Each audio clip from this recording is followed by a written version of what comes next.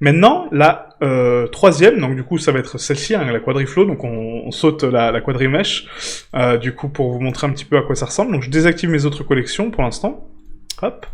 Et la quadriflow, du coup, quand on va l'activer, celle-là, elle est vraiment pas mal. Pour moi, c'est un mix entre les deux, en fait, hein, c'est vraiment sympa.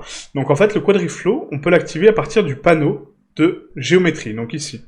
Le panneau de géométrie me permet d'activer ici donc la remesh. Et du coup, j'ai encore une fois ici donc la possibilité donc de faire des voxels, d'accord? Pour voir donc la taille des voxels, c'est exactement le remesh que j'ai en sculpture ou en modificateur. Mais j'ai un autre remesh qui est ici en quad, qui me permet d'activer donc le quadriflow remesh.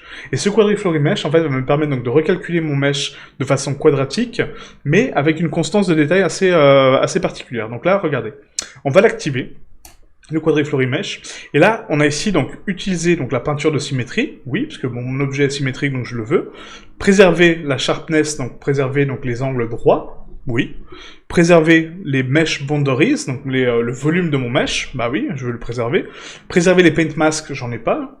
Et smoother les normales, pourquoi pas. Je veux lisser mes normales pour avoir un résultat adouci et propre.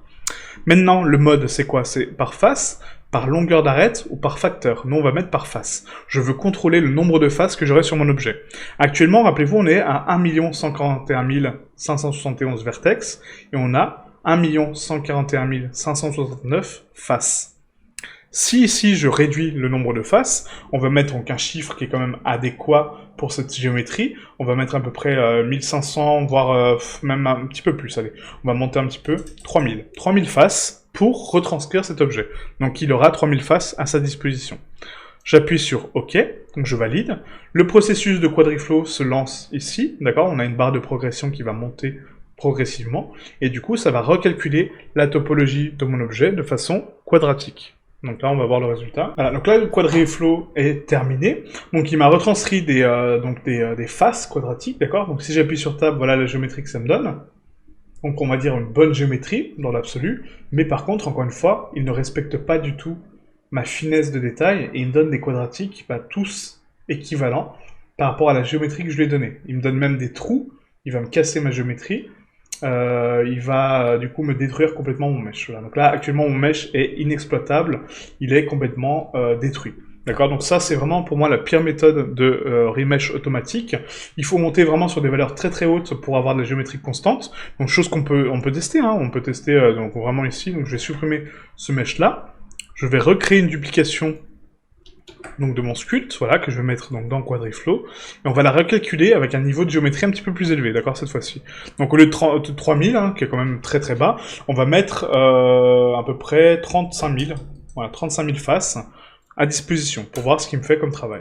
Ah, donc là le processus donc est terminé, donc je vais désactiver donc ma sculpture en dessous, et voilà ce que ça m'a retranscrit encore une fois, d'accord. Donc encore une fois de la géométrie vraiment très cassée, très étrange. Je me dis mais pourquoi ça me fait ça? Pourquoi ça me projette aussi mal ma géométrie? Alors que de l'autre côté c'est quand même pas trop mal, on a une bonne géométrie, d'accord, c'est quand même pas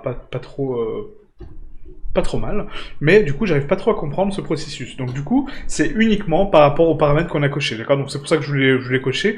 Donc ici, quand on active donc la peinture de symétrie, c'est une symétrie qui a été peinte, d'accord? Donc il faut peindre des vertex pour indiquer les axes de symétrie, et du coup il faut aider un petit peu le programme, donc quadriflow, hein, d'accord, à comprendre votre géométrie. Donc il faut peindre une symétrie. Donc là je vais la décocher.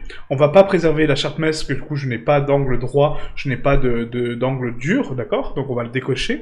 Les boundaries, oui, je veux les conserver, et smooth normal, pas forcément besoin, parce que je n'ai pas besoin de lisser ma géométrie pour la retranscrire. Là on va retester un quadriflow.